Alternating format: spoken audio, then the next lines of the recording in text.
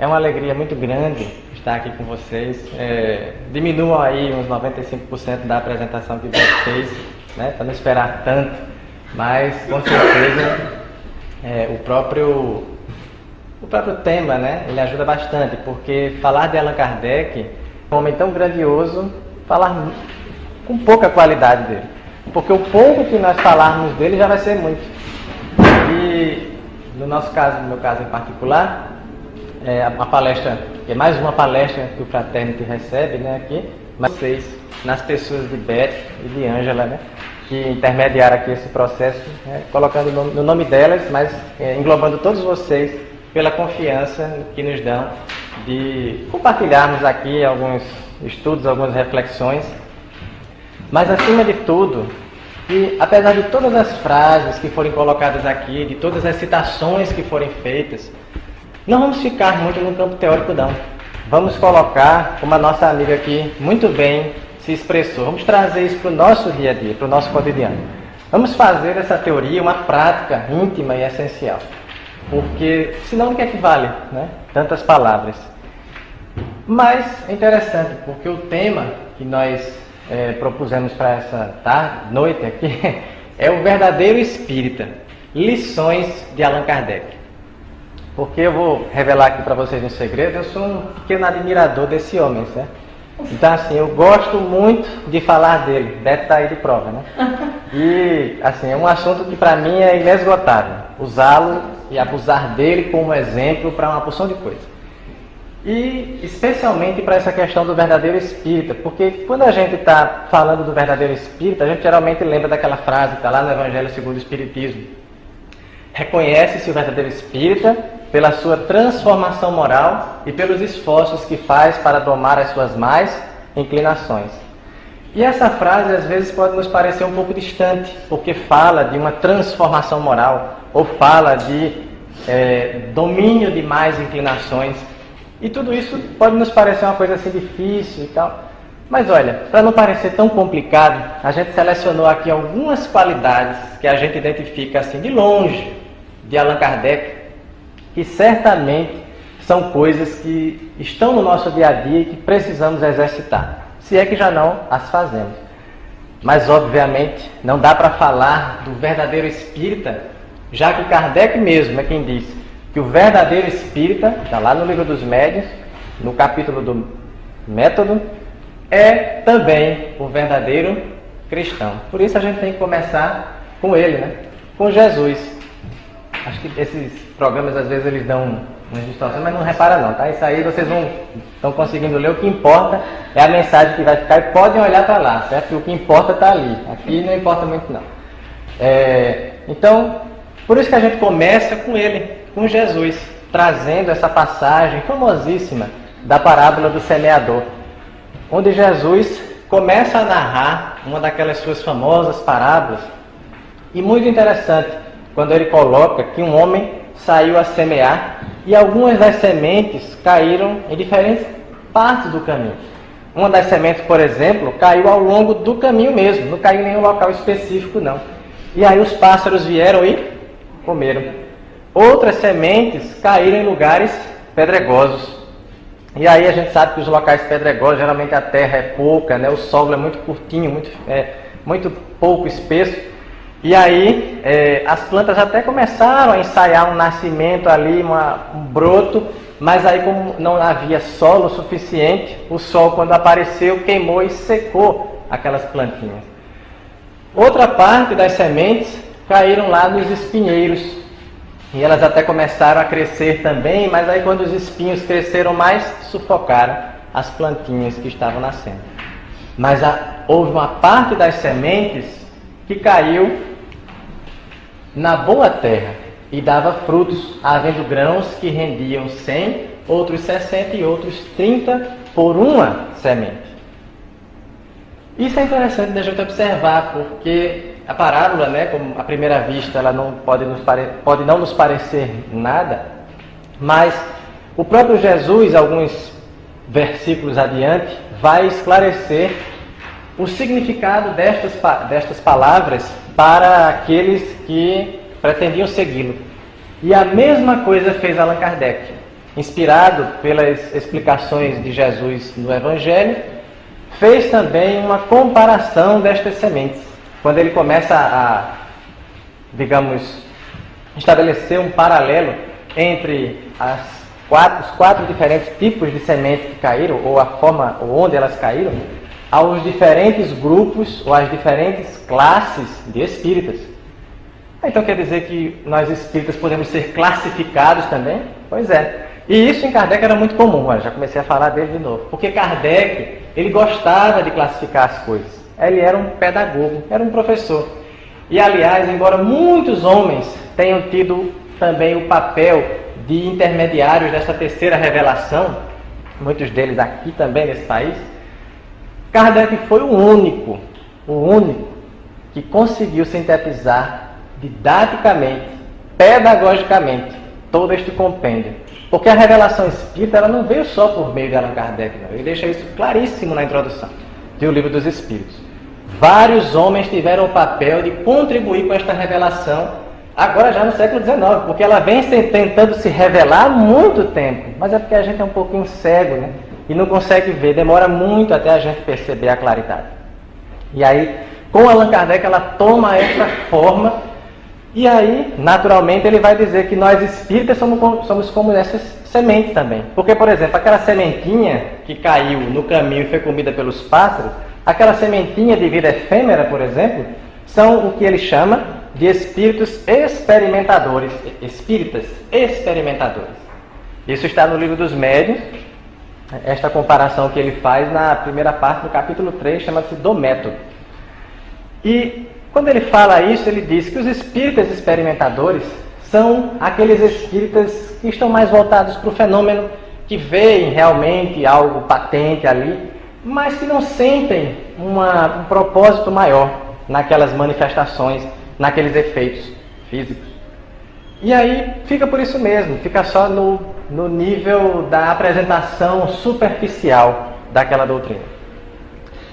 Já a sementinha que caiu no solo pedregoso, no solo fino, no solo sem pouca dimensão, sem muita dimensão, estas sementes que foram secadas pelo sol, ou seja, estas sementes que não encontraram profundidade para penetrar suas raízes, Kardec chama de espíritas imperfeitos.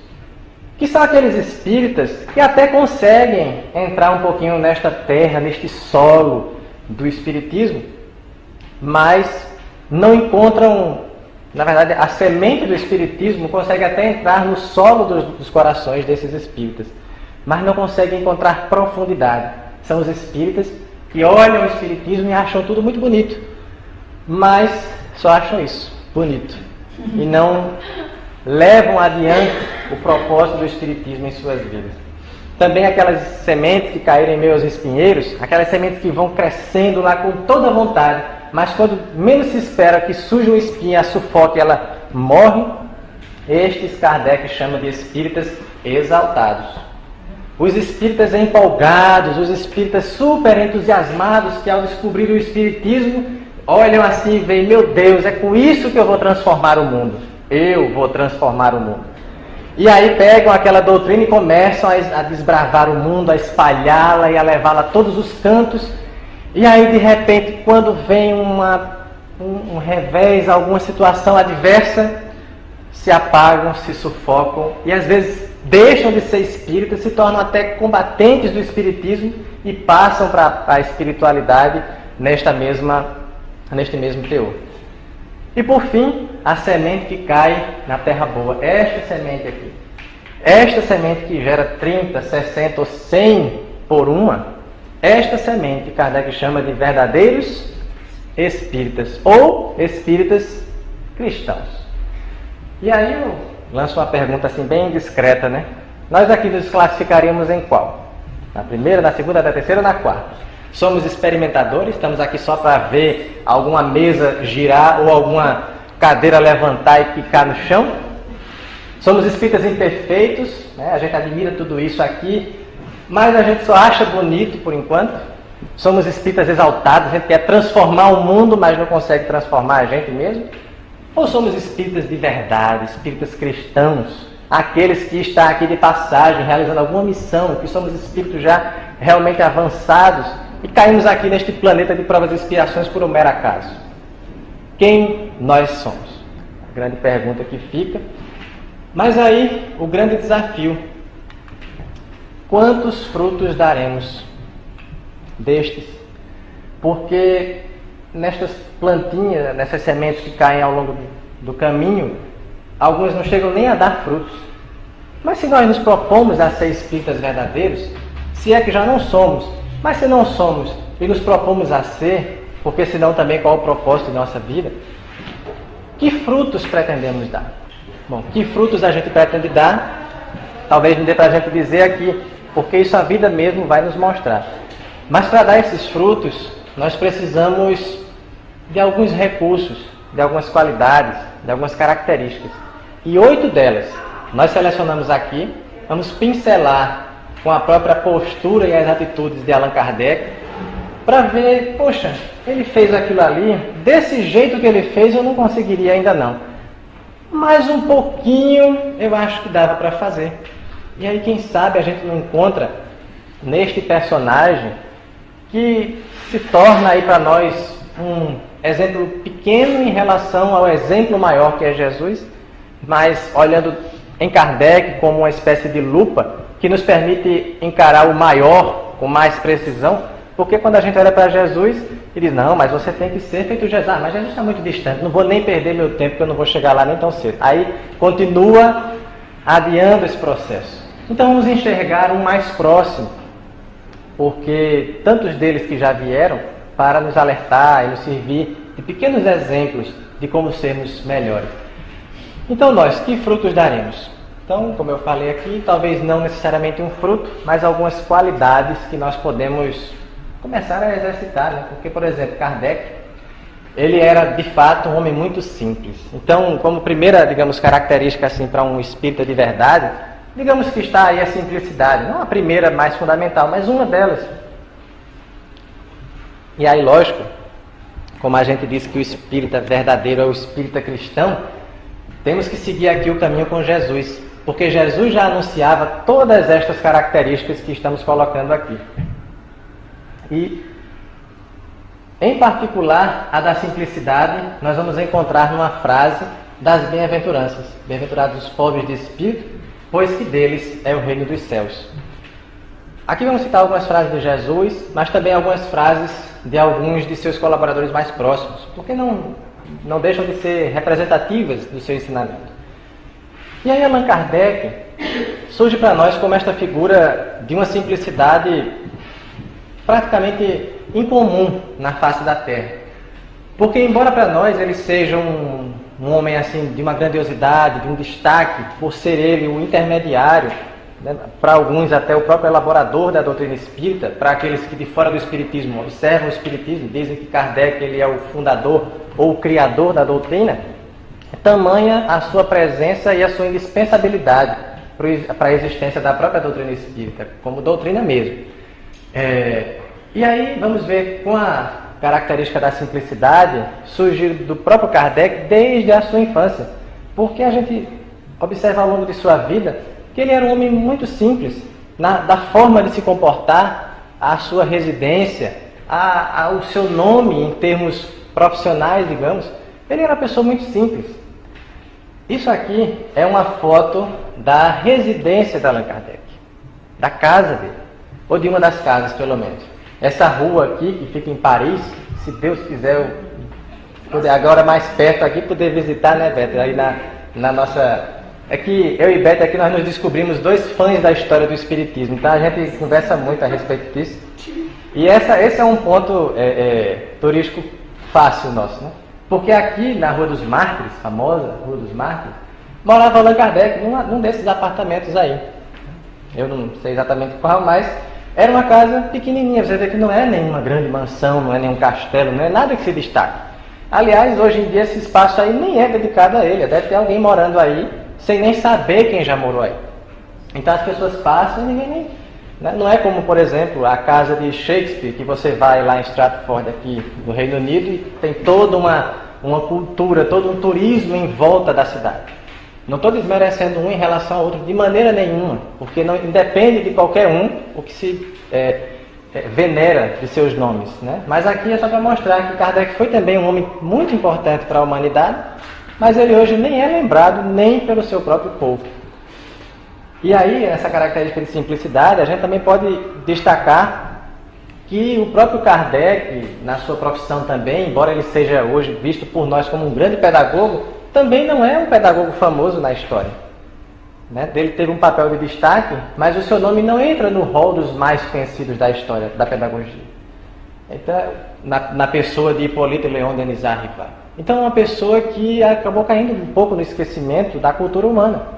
E se não fôssemos nós espíritas, né, que conhecemos, ou pelo menos deveríamos conhecer muito bem este personagem, talvez ele tivesse caído quase inteiramente no esquecimento da humanidade. E, além de tudo, a própria característica de simplicidade dele, de humildade, de reconhecer as suas próprias limitações, porque parece até surpreendente, mas lá na questão, isso eu assim, já tinha lido, mas recentemente li de novo e me choquei com isso. Kardec, na questão 28 do Livro dos Espíritos, reconhece que não entende como se dá o vínculo do espírito, na sua natureza essencial, do espírito com a matéria. Eu quase caí de costas, porque eu disse, poxa, é uma coisa tão importante para o espiritismo, você conhecer como se dá esse vínculo, né? Esse vínculo mais essencial. Kardec diz, não, eu não sei como é que se dá isso. E às vezes a gente olha assim e diz, não, Kardec ele sabia de tudo, né? Mas ele mesmo vem e diz, olha, isso aí eu não sei não. E às vezes ele perguntava aos espíritos, e lá para as tantas os espíritos, daqui você não pode passar, porque não vai entender. Então ele mesmo reconhecia que ele não sabia alguma coisa. E às vezes alguém pergunta a gente alguma coisa, a gente já quer responder. Sabendo que não sabe, tendo esta consciência, mas se arrisca a dizer uma coisa errada. Então por isso que é uma responsabilidade grande quando a gente está assim num grupo como esse, um grupo de estudo, de passar uma informação equivocada. E aí a gente tem que sempre revisar o conteúdo, conferir, verificar se é aquilo mesmo, para não passar uma informação errada. Então Kardec também tem isso. E aliás, só um parêntese, o próprio Espiritismo começou tão simples quanto começou o cristianismo. Lá na manjedoura, e o Espiritismo começou onde? Numa parede, numa porta, rangendo lá em Nova York. Depois aqui, mais perto na França, com as mesas que giravam, usando objetos que a gente usa para fazer o nosso café da manhã. Já pensou? De repente você está no seu café da manhã, a mesa começa a levitar e você, poxa, o que está acontecendo aqui, né? Foi assim que o Espiritismo começou. Não começou com nenhum asteroide caindo na Terra, não começou com nenhuma aparição sobrenatural, assim, visível para milhões de pessoas, não. Começou no canto da casa de uma família, historicamente falando, vamos pontuar aqui um marco histórico, segundo Arthur Conan Doyle, né? Começou como esse marco histórico num cantinho de uma casa, na parede ali da casa da família Fox, nos Estados Unidos. Então o Espiritismo já dá também essa lição, assim como o cristianismo, de simplicidade. Mas Kardec também era um homem muito discreto. E como está difícil ser discreto hoje no mundo de redes sociais, em que a gente quer falar tudo, em que a gente quer dar nossa opinião sobre tudo, em que a gente quer dizer o que pensa, porque não aguenta ver os outros falarem tanto o que também pensam. E quando a gente para pensar que as maiores lições que estes homens davam, as maiores preleções, as maiores palestras que eles faziam, é quando eles se calavam para deixar que o outro falasse, aí a gente vê como o silêncio é uma coisa importante. E Allan Kardec era um homem muito discreto, seguia à risca quando Jesus fala que a vossa mão esquerda não sabe o que faz a vossa mão direita. Porque ele... Aliás, vou perguntar aqui uma coisa. O que a gente sabe de Allan Kardec? Bom, a gente sabe de Allan Kardec? Bom, eu sei que Allan Kardec nasceu em outubro de 1804, em Lyon, na França, que o nome dele não era Allan Kardec, que era Hippolyte Léon Denis Rivaio, e... o que mais? Professor. Foi discípulo de Pestalozzi, né? Temático, né? Naquela época ele tinha um conhecimento amplo, então ele lidava com várias áreas do conhecimento. Mas deixa eu perguntar uma coisa. Qual era o nome dos pais de Allan Kardec? De Rivaio, na verdade. Como era a relação dele com o pai e a mãe dele? Qual era o prato preferido de Allan Kardec? De Rivaio, aliás. Fish and chips? Não, porque isso não tem lá, né? Lá é outra pizza. Oi? Verdade. É o Ratatouille da França. Pois é.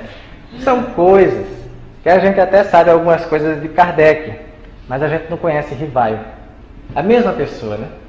A gente sabe muita coisa de Allan Kardec. A gente sabe que ele publicou um conjunto de 5 livros que deu origem à doutrina espírita, que deram origem à doutrina espírita.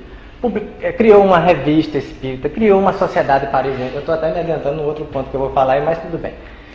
Fez uma porção de coisas no espiritismo, fez umas viagens, visitou várias pessoas espíritas da França, mas de Rivaio a gente não sabe quase nada, né? Interessante como ele conseguiu se apagar. Ele conseguiu se apagar. A gente procura assim e não descobre. Este homem seguiu também à risca aquela frase de João Batista que diz: mas é preciso que eu me apague, que eu me diminua, porque quem é que tem que aparecer? O Espiritismo, é Jesus, é o cristianismo, é o Evangelho. Então ele soube se apagar. E se a gente também não souber de vez em quando se apagar, porque, olha, não foi nem ele, nem Jesus que por uma palavra transformou a humanidade.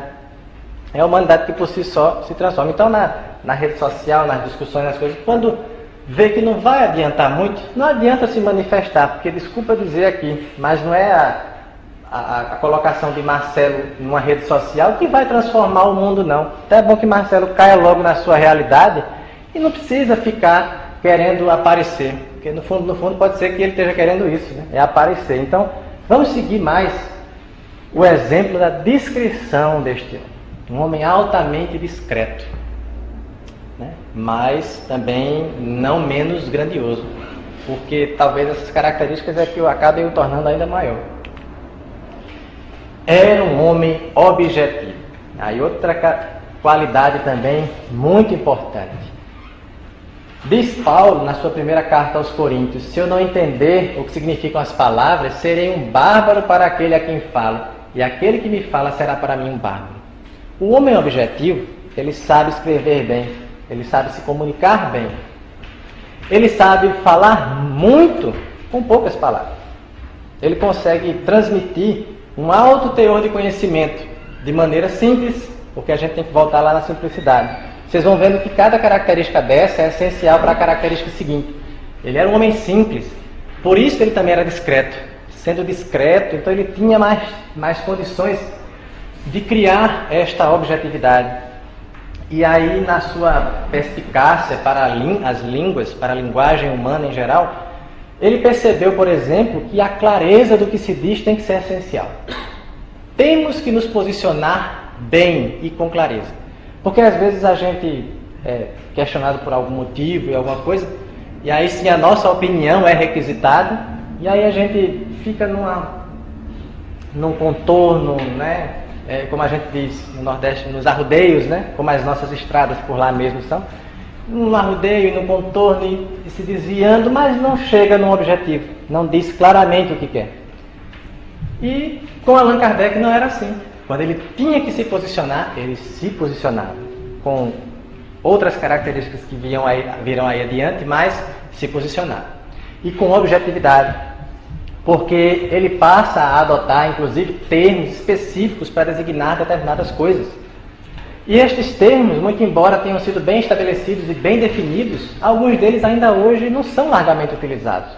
Como às vezes até a pessoa não é por uma questão de ignorar esses termos que Kardec propôs, mas às vezes existem determinados termos que se usa quando Kardec já criou o termo perispírito, ou quando Kardec já criou o termo psicofonia. E existem outros termos, até advindo às vezes de outras formas de pensar, outras filosofias, outras religiões, e que a gente, por talvez não ter assimilado a ideia do Allan Kardec de ter termos e definições precisos e claros para as ideias do Espiritismo, a gente acaba se perdendo um pouco, usando outros conceitos e confundindo aqueles que nos leem, nos ouvem, partilham conosco de uma conversa. Então a objetividade, a questão de escrevermos com clareza de linguagem e definição de palavras, é algo que começa, é algo que abre a doutrina espírita. Porque a primeira frase da doutrina espírita, qual é? Para se designarem coisas novas, são precisos termos novos. O Espiritismo já abre esta objetividade de Allan Kardec. Porque o próprio termo Espiritismo é uma coisa nova. Até porque aqui, né, no século XIX, chamava-se a ideia semelhante ao Espiritismo aqui no século XIX, chamava-se espiritualismo, porque já é uma outra ideia, levemente diferente. Mas essa percepção de Allan Kardec não parava só aí, porque como a gente falou aqui, ele classificava as coisas e tudo, ele conseguia deixar as ideias tão objetivas que ele conseguia levar a uma estruturação em classificações, em formas mais simples de compreender. Porque se de repente você bota aqui um texto explicando cada uma das classes de espíritos que existem, não é muito melhor se você sintetiza essas características aqui numa tabela? Você bota aqui uma tabela, os nomes, umas palavrinhas aqui para designar cada um e pronto. Kardec fazia isso. Ele pegava um compêndio de conhecimentos, sintetizava em classificações, sintetizava em terminologias e ficava muito mais fácil da gente entender. Por isso que é bom quando a gente começa a ler um texto do Kardec, a gente se deleita, né? Quando a gente vai lendo, que é um texto agradável de ler. A gente estava falando, né, Beto, lá na casa de Beto, sobre o texto Uranografia Geral, no livro A Gênese, que é um texto, às vezes, visto como um texto muito difícil. Aliás, a Gênese como um todo, às vezes, é vista como um texto muito difícil, né? Particularmente esse capítulo da Uranografia Geral, quando eu leio, é uma viagem no espaço. Melhor do que esses filmes de ficção científica, inclusive. Porque você vai lendo, você vai se imaginando lá nos cometas, aí você vai além. Aí quando você tenta ler também o capítulo de Deus, por exemplo, da Gênese, aí pode ser que canse um pouco a mente, porque quando Kardec começa a fazer umas explicações, porque Deus, né, aí realmente, às vezes fica um pouco além da nossa compreensão. Mas, mesmo assim, ele explica bem. Porque ele compara lá, quando ele vai explicar Deus, por exemplo, não sei se já pararam para pensar assim, como é que Deus sabe de tudo que acontece no universo? A gente, às vezes morando 50 anos na mesma casa, não sabe tudo que acontece na nossa casa, né? Às vezes acontece alguma coisa, um objeto fora do lugar num quarto, ou alguma torneira vazando no banheiro, a gente só percebe uma semana depois. Como é que Deus faz para saber tudo o que acontece em todo o universo?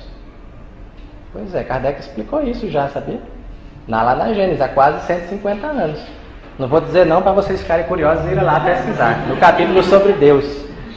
Mas esse homem também, ele não parava por aí. Ele era um homem extremamente ou pouco dedicado. Muito ou pouco? Muito é pouco. Extremamente. Tão dedicado que também, né, seguia à risca aí essa frase, porque essa frase sintetiza a dedicação. Pedi e se vos dará. Buscai e achareis. Batei a porta e se vos abrirá. Porque quem pede, recebe. Quem procura, acha. E quem bate a porta, o que acontece? Ela se abre. A não ser que você chegue um pouco tarde, né, no estabelecimento, aí vai ficar fechada mesmo, mas essa porta aqui abre. Né? Então, Allan Kardec seguia este processo. Porque este processo aí que Jesus fala, diferente de algumas ideias que se irradiam hoje no mundo, nós podemos fazer tudo o que nós quisermos apenas pensando, apenas tendo fé, apenas confiando. Jesus não nos disse isso. Com todo respeito a todas as milhões de pessoas que acreditam nestas proposições, mas na nossa visão cristã e espírita, estas visões são incompatíveis. Porque Jesus, ele nunca nos poupou da questão do trabalho e do esforço. Ele nunca nos disse que alguma coisa seria fácil. Ele nunca nos disse que alguma coisa seria conquistada por um estalar de dedos. E Allan Kardec nos dá esse exemplo. Vou dizer só uma coisa para vocês aqui. A gente está falando de Kardec, né? Não de Rivaio, porque temos pouco conhecimento histórico mesmo sobre Rivaio. Mas Allan Kardec, em 15 anos de espiritismo, ou seja, de 1854, quando o senhor Fortier chama ele pela primeira vez, convence ele a ir assistir um dos fenômenos daquelas famosas mesas girantes. Aliás, nesse primeiro episódio ele nem foi. é quando ele diz, né, ah, eu não vou para essas coisas não, isso aí deve ser algum magnetismo, alguma coisa. Eu só vou acreditar numa coisa dessa quando me provarem que as mesas têm cérebro para pensar, nervos para sentir, que possam ficar sonâmbulas. Até lá, para mim, isso é história para boi dormir. E aí, a insistência destes seus amigos, Fortier, Carlotti e tantos outros, o atrai, e esta época é 1854. E Allan Kardec desencarna, né, em 1869. Quantos anos? Fazendo aí um rápido cálculo de padaria? 15, né? 15 anos. 15 anos. Olha, em 15 anos, olha só o que ele fez. Eu não consegui coletar tudo. Uma pequena parte do que ele fez. 13 obras, ensaios, estudos, manuais, coletâneas, relatos e resumos, entre os quais o Livro dos Espíritos, dos Médiuns, o Evangelho, a Gênesis, o Céu e o Inferno, e outros como Instrução Prática sobre as Manifestações Espíritas, o que é o Espiritismo na sua expressão mais simples, resumo da Lei dos Fenômenos Espíritas, coletânea de preces espíritas, caracteres da revelação espírita, catálogo racional das obras para se fundar uma biblioteca espírita, obras póstumas, são algumas, tá? Não deu para colocar tudo aqui não. Uma instituição, que foi a Sociedade Parisiense de Estudos Espíritas, que não é qualquer instituição, porque é a primeira instituição de uma nova doutrina. 144 volumes da Revista Espírita. 144, mas espera aí, pelo que eu saiba, no ano em que ele desencarnou, ele desencarnou, que a Revista Espírita corre até o ano de 1869 com o nome dele, mas ele não desencarnou em março, então é porque ele deixou tudo preparado. Tem lá os relatos. Ele deixou o ano de revista preparado. Parece até que ele sabia que ia desencarnar. Não era bom a gente saber que ia desencarnar também, né? Não, melhor não. Mas ele deixou tudo preparado. Tudo preparado para os seus amigos tocarem a revista por mais um ano. Deu tempo de um ano de alguém arranjar um novo editor. 144 volumes de uma revista mensal. Publicar revista não é coisa simples. Aliás, hoje até que é, mas de qualidade, vamos ficar calados, né? Uma viagem a trabalho, pelo menos, a famosa viagem espírita de 1862. Teve outras também, ao longo dos anos seguintes. Mas essa foi a mais clássica, tanto que ele publicou um livro, que é uma espécie de diário dessa viagem, onde ele relata o contato com espíritas de vários lugares da França. E o interessante, essa viagem, eu fiz aqui uns cálculos rápidos, pode estar até um pouco abaixo, certo? Mas é uma estimativa por baixo. 3.300 quilômetros de trem, né, que ele percorreu. E na época, só um detalhe, né, os trens não eram como os de hoje, eram um pouco diferentes. O conforto, hoje em dia, com certeza, a velocidade, tudo muito maior. Mais de 6 semanas de duração, mais de 20 cidades visitadas, participação em mais de 50 reuniões com os grupos espíritas locais. Ah, mas Allan Kardec era aposentado, tinha tempo à vontade. Ah, pois é, né? Então, se algum de nós pensou nisso, então está comprometido automaticamente a quando se aposentar fazer pelo menos a metade disso. E isto ele fez em 15 anos, a parte do que ele fez. Vamos imaginar assim, não sei se aqui todo mundo tem mais de 15 anos de espiritismo, mas de qualquer forma imagina aí, fazendo até uma proporção, se não tem mais de 15 anos ou 15 anos, não, só tenho 5 anos de espiritismo, tá bom, então imagina um terço do que Kardec fez aqui, que a gente acabou de relatar. A gente chegou a fazer um terço disso? A gente chegou a fazer na mesma proporção que ele fez? De repente alguém diz, não, eu tenho até 15 anos de espiritismo já conheço o espiritismo há 15 anos. A gente já conseguiu fazer uma parte disso? Não necessariamente escrever livros, não necessariamente fundar instituições, mas a gente já conseguiu tocar algum coração com as palavras do Espiritismo? Será que a gente conseguiu fazer tudo isso, ou uma parte disso que ele fez? Realmente, para fazer nesse conjunto é difícil, mas se a gente fez um pouco, já é uma parte, já é um passo. E de repente a gente não fez, mas quase fez, faltou alguma coisa. E o que faltou? Que na próxima poderá não faltar. E tudo isso que ele fez também nos motiva a sermos dedicados, porque ele mesmo nos dá um panorama, por exemplo, de uma coisa básica, né? Assim que a gente fica muito feliz de chegar numa casa como essa e já encontrar um ambiente tão voltado ao estudo, já com o Livro dos Espíritos, do Evangelho, segundo o Espiritismo, enquanto que muitas casas preferem. Também não tenho nada contra, mas eu particularmente não preferiria. começar uma casa espírita com estudos, por exemplo, do espírito André Luiz, ou, por exemplo, do espírito Emmanuel, do espírito Joana de Ângeles. A casa é espírita. E estes mesmos espíritos colocam Allan Kardec acima deles. Em algum momento, estes mesmos espíritos nos pedem que estudemos Allan Kardec primeiro, como foi dito aqui também ainda há pouco. Porque como é que a gente vai entender o desdobramento nestas obras se a gente não entendeu a base ainda, se a gente nem conhece a base ainda? Então é muito importante, e Allan Kardec nos dá até alguns roteiros de como fazer o estudo espírita, e é realmente surpreendente quando ele nos diz isso. Porque aqui também, quando as nossas amigas estavam fazendo aqui os estudos, e colocaram assim, vamos lá gente, vamos colaborar aqui, vamos ler, vamos comentar, vamos participar, todo mundo tem que participar, é importante. E a gente lembra que também existem, às vezes, pessoas com a cabeça de que o estudo é alguém aqui falando e as outras pessoas simplesmente ouvindo e não podem discordar, não podem questionar. Numa palestra, às vezes até se entende, né? Quando o caráter da palestra é bem mais formal. Esse aqui nosso está bem familiar, bem agradável, assim, mas às vezes um caráter mais formal, que seja desagradável, mas não permite por uma questão até técnica da palestra, de alguém comentar, interferir. Mas a gente impedir até que intimamente a pessoa discorde.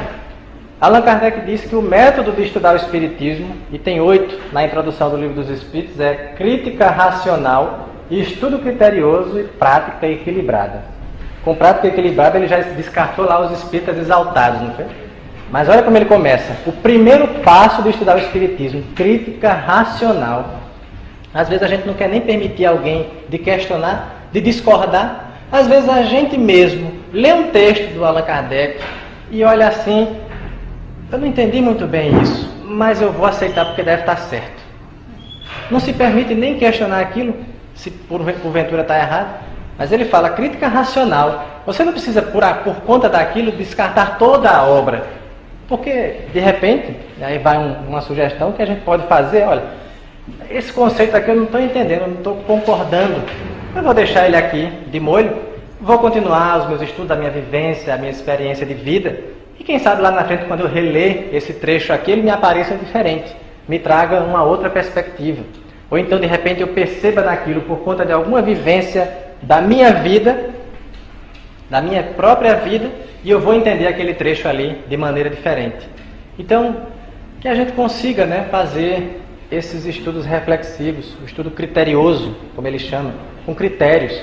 Um estudo que não seja levado de qualquer forma, mas um estudo que tenha estabelecidas regras, que seja, como ele mesmo fala, contínuo, regular, recolhido, sério, perseverante e profundo. Aliás, a questão do recolhimento, que é um ponto que eu vou destacar aqui, o recolhimento e da meditação, a reflexão sobre o que a gente lê. A gente imagina que é difícil que um personagem da história antiga, por exemplo, algum personagem daqueles, não seria tão sábio quanto um de nós hoje, pela lógica, né? Porque hoje em dia nós temos muito mais livros publicados no mundo, muito mais material disponível. Na internet você tem uma infinidade de coisas. Então como é que hoje, mesmo com tanta coisa assim, a gente não se sente mais sábio do que um Sócrates, por exemplo, de séculos antes de Cristo, quando mal existiam os livros, muito menos a internet. Como será? Talvez porque Sócrates tenha feito poucas leituras, mas tenha refletido muito mais do que nós. E hoje a gente está lá lendo, mas não para refletir. Às vezes, como hoje aqui nós tivemos uma coisa muito positiva, a gente teve aqui um estudo do Livro dos Espíritos, tivemos 2 perguntinhas, discutimos, aprofundamos e paramos ali. Não teve aquela ansiedade, vamos hoje, a nossa meta hoje é 35 perguntas do Livro dos Espíritos, para podermos terminar em tal mês, para poder recomeçar e começar com o Livro dos Médiuns, sei lá, com todo o livro. Não teve isso, não teve essa ansiedade, não. A gente leu aqui 2 perguntinhas, todo mundo com calma, até deu tempo até de todo mundo dar aquele silêncio, né, entre a nossa irmã. Alguém quer falar alguma coisa? Aquele pequeno silêncio, assim, de alguém se organizando os pensamentos, para aí poder falar alguma coisa. Porque realmente não dá. Lendo, sem parar para refletir. Kardec recomenda muito meditação e reflexão sobre aquilo que a gente estuda. Parar um pouquinho para pensar no que a gente está estudando, porque senão também fica complicado, né? A gente poder depois dizer que aprendeu alguma coisa. Então a gente só leu. Não, eu li 450 livros espíritas. E aí, qual deles você achou melhor? Não, teve uns assim que falou isso, aquilo, outro, mas a gente não lembra o que leu. A gente só leu. Prudente. Ah, mas aí, olha, vai andando, né, as características, a gente está quase no final, inclusive, mas no final das que eu selecionei aqui, se fosse colocar tudo, a gente não saia daqui nem esse mês. Mas prudência, esse era o segundo nome de Allan Kardec. Porque quando ele desencarna, que os seus amigos vão lhe prestar a última homenagem, materialmente falando, diante do seu túmulo, no cemitério do Père Lachaise, em Paris, um dos nomes que se apresenta para discursar e homenageá-lo, Camille Flammarion. Em um determinado momento tem a oportunidade de chamá-lo o bom senso encarnado. E muito mais do que isso, a meu ver, quando ele encerra no final. Até logo, amigo. Amigo. Flammarion chama este homem de bom senso encarnado. Flammarion, a gente às vezes associa bom senso aos homens de ciência. Flammarion já era um homem de ciência. Ele foi um dos maiores, na verdade, puxando aqui a sardinha do nosso lado, não é porque ele é espírita não, mas ele parece que foi o maior astrônomo da França na história.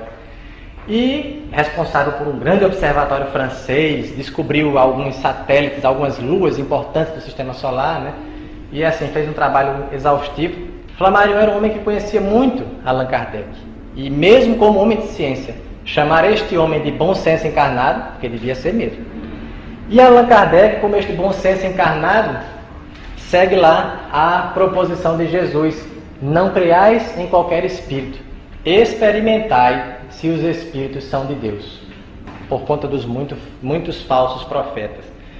Quando Allan Kardec nos propõe isso, nos traz esta reflexão importante, ele vem trazer também o ponto-chave, o ponto crucial da estruturação do Espiritismo e que viria a garantir a sua sobrevivência apesar de nós. Exatamente. O Espiritismo, ele é autossustentável por conta de uma coisa chamada controle universal do ensino dos Espíritos. Quando Kardec propõe essa metodologia de se encarar o Espiritismo, ele coloca não nas mãos dos espíritas a continuidade do Espiritismo, nem nas mãos dele mesmo. Ele colocou na mão da coletividade. Porque, assumindo que com a opinião coletiva dos espíritos, advindos de diferentes regiões do mundo, em diferentes contextos e não vinculados entre si mutuamente, estas opiniões poderiam ser convergidas. E aí, através de uma proposta que ele lança na Gênese, no primeiro capítulo, sobre o caráter da revelação espírita, item 52, ele nos dá o passo a passo de como fazer isso. Esse item 52 da Gênese, a nosso ver também, vocês veem que eu faço questão de distinguir o que é a minha própria colocação do que é uma colocação das obras de Allan Kardec, enfim, para que fique diferenciado isso e aí possa ter a liberdade de falar com tranquilidade. Mas este item 52 da Gênese, se pudéssemos estudá-lo assim a fundo e nos debruçarmos, ele nos pouparia muitos constrangimentos no movimento espírita atual, que divergem em tantos pontos, práticas que alguns espíritas aceitam e outros não, e meramente por essas orientações, talvez, quem sabe, poderíamos apresentar aí uma solução parcial, ou pelo menos uma solução inicial para isso. E quando ele propõe isso, ele certamente pensativo, porque o Espiritismo, quando chega na vida de alguém, ele de repente pode causar um impacto muito positivo. A gente tomar contato com o Espiritismo realmente é algo que pode nos deixar encantados, deslumbrados, e a gente se entusiasmar e esquecer lá atrás, né, daquelas colocações que foram feitas da simplicidade, da descrição. E com o impulso de querer levar isso para todos, a gente pode atropelar os passos, se antecipar e esquecer da prudência. Então, às vezes, é importante que a gente tome certos cuidados. Na prudência, por exemplo, como a gente vê algumas mensagens que se divulgam em nome de certos espíritos, às vezes tem uma mensagem muito bonita que as pessoas está sendo divulgada, alguma coisa que fale do amor, da caridade, está lá assinado Chico Xavier, mas não diz, cadê o livro, né, onde Chico disse isso? Ou cadê o periódico quando ele falou isso, porque os livros que ele escreveu, na verdade, não foram todos dos espíritos mesmo. Ou então a entrevista em que ele mencionou isso, mas não está. E aí a gente fica pensando, por que a gente também não pensa não reflete em cima dessa prudência de Kardec e não passa também a ser um pouco mais ponderado, um pouco mais prudente em repassar informações que a gente não tem certeza adiante, passá-las adiante. Então Allan Kardec também nos dá essa grande lição. O penúltimo item, ele era um homem ético. E a ética, quando Jesus fala, fazei aos homens tudo o que queirais que eles vos façam, pois é nisso que consistem a lei e os profetas, a gente hoje, né, no nosso meio material, no mundo humano material, as leis e os profetas aí estão discutindo à vontade o que é ética ou o que não é. Mas Jesus já antecipou um resumo da ética cristã, fazer o outro o que a gente gostaria que o outro nos fizesse também. Isso é a ética cristã, bem simples. A gente é que às vezes acaba complicando um pouco as coisas. E Allan Kardec também não foi diferente. Ele respeitava o próximo. Para a gente ter uma ideia, por exemplo, ele era presidente, né, da Sociedade Parisiense de Estudos Espíritas. E ele foi presidente durante toda a sua reencarnação, enquanto ainda estava, no caso de 1858, quando ela foi fundada, até a sua desencarnação, 11 anos depois. Por que ele não passou adiante, então, a presidência da sociedade? Por que ele não colocou à frente uma outra pessoa, né? Porque ninguém quis, tá? Ele realmente insistia, ninguém queria, ninguém tinha coragem de assumir. Eu não sei você, mas eu também não teria não, né? Porque o centro espírita dirigido pelo codificador, quem quer suceder lá? Eu não, deixa ele, né? O time que está ganhando não se mexe. Então deixa ele lá. Tem alguns relatos na revista Espírita que diz assim, que algumas personalidades grandiosas, né, importantes da humanidade, participavam de algumas reuniões da Sociedade Parisiense. E numa das reuniões é mencionado, inclusive, que um príncipe da família real russa, porque no século XIX os russos tinham muita ligação com a França, se espelhavam muito na França em muitas questões, um príncipe da família real russa era filiado à Sociedade Parisiense. Não era uma pessoa que foi uma vez para visitar e ver o que era, não. Ele era assim, feito a gente, que frequentava mesmo. E Kardec relata esta presença, mas ele botou lá o nome, não botou o nome do príncipe, ele botou o nome abreviado. Ele não queria mostrar que o meu centro espírita recebeu um príncipe da Rússia aqui. Não, ele queria mostrar, olha, tá vendo, o espiritismo é uma coisa tão forte que até uma pessoa que mora em outro país, que vive, né, na monarquia e tudo, veio aqui para conhecer e gostou do espiritismo. Mas não para levantar a casa espírita dele, foi para levantar o nome do espiritismo. Botou lá uma abreviação. Eu que sou muito curioso, eu até fui pesquisar, baseado na abreviação que ele deu, se existiu algum príncipe mesmo assim e tal, mas não consegui achar. Então Kardec era bom mesmo, de prudência, de ética, né, de descrição nisso também. Ele tinha esse cuidado, esse caráter de poupar os nomes das pessoas que queriam permanecer no anonimato, como também dos próprios espíritos, porque ele também tinha o cuidado de não revelar nomes de espíritos que também não queriam ser revelados. Também era um homem de tolerância, e um homem de tanta tolerância que não queria que todo mundo fosse espírita. Esse aqui é o nosso penúltimo item, mas tem muito mais a discutir. Porque quando a gente vê naquela passagem lá de Mateus, né, não vos afadigueis por possuir ouro, prata e qualquer outra moeda em vossos bolsos, às vezes a gente fica entusiasmado e querendo levar o espiritismo a todo mundo e não entende que se 99% da população mundial ou mais não é espírita, não é de repente porque o espiritismo é ruim, não, é porque ela está satisfeita com alguma outra coisa. E Kardec era um homem que respeitava muito isso. Que dizia, inclusive, que existem até espíritas, capítulo lá do Método também, Livro dos Médios, espíritas que são espíritas sem nem saber que são espíritas. Pessoas que pensam igual a nós, espíritas, mas que não conhecem o espiritismo. Está muito bem lá na religião que ele está. Não tem por que ele estar conosco aqui necessariamente não. Se ele está sendo bom, se ele está fazendo bem, está se transformando, então que ele fique lá. Não tem por que a gente trazê-lo a ser um frequentador da nossa casa espírita. E, diante de tudo isso, um fim convicto. Allan Kardec era um homem convicto. Seguia aquela frase de João: se me amais, guardai os meus mandamentos. no Evangelho de João. Ali é Jesus, frase de Jesus. Se me amais, guardai os meus mandamentos. Allan Kardec realmente era um homem convicto na sua fé, na sua ideia de espiritismo. E nos conclama isso, porque ele nos traz a reflexão de por que é, e aqui eu deixo uma pergunta, um questionamento final. Uma reflexão talvez complexa, mas quantos de nós já parou para pensar por que é que nós somos espíritas? Ah, eu sou espírita porque o espiritismo explica as grandes questões da vida. Não, eu sou espírita porque esses fenômenos, né, de efeitos físicos, eu queria entender o que era isso. Não, eu sou espírita porque eu vi uma novela. A gente não é espírita por conta disso. Sejamos sinceros. O espiritismo, ele nos completa alguma coisa íntima, não alguma coisa genérica. O espiritismo, ele nos responde a alguma indagação que vem conosco há muito tempo. O espiritismo, ele está recobrindo os nossos anseios, que a gente sabe que ele não vai solucionar por si só, mas que nós, e isso ele diz, temos a condição de solucionar. Vamos refletir, para ganharmos esta convicção também, no que é que o espiritismo pode nos ajudar. Porque este homem em 15 anos foi massacrado, foi traído, por companheiros espíritas inclusive, foi criticado por muita gente, foi rechaçado, foi tudo que a gente possa imaginar de ruim. Mas sabe por que ele não desistiu? E tem alguns casos que ele relata na Revista Espírita, conservando os anonimatos respectivos. Porque ele recebia de vez em quando umas cartas, tipo aquela do pai de família, que disse que já estava pronto a deixar toda a família e cometer um suicídio.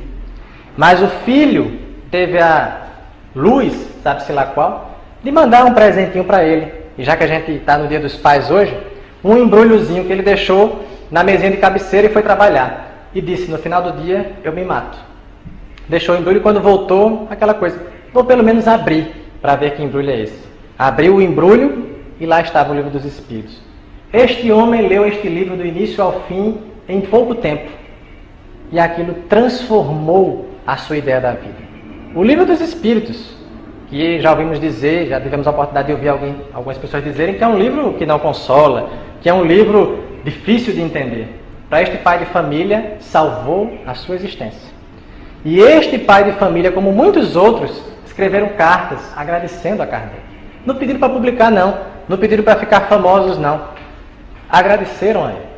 E isso fazia com que ele perseverasse. Está no Obras Póstumas. Isso levou ele a seguir adiante. Por isso, meus amigos, meus irmãos, este homem, ele sempre é um exemplo para nós. Porque se formos fazer uma síntese de todas as suas características, apesar de tomarmos aqui